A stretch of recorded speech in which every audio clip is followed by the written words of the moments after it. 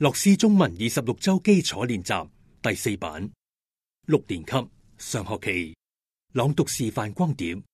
由樂施教育出版有限公司出版。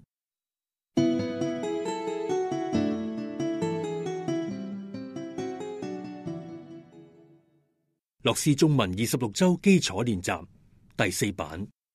6年級上學期練習7文章要點朗讀示範。我們現在所說的奧林匹克運動會，簡稱奧運會，是指起源於1896年的現代奧運會，它是由法國的顧拜旦男爵所發起的。但其實早在大約3000年前，奧運會便已存在。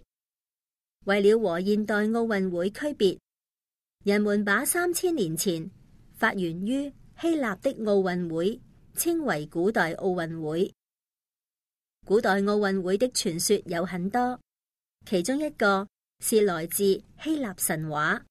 說眾神之王宙斯戰勝了泰坦巨人克洛諾斯後，便創立了奧運會。另一個較有根據的說法是古時希臘其中一個國王為了使人民免於戰亂，於是每4年舉辦一次運動會，交戰各方同意在運動會期間停戰。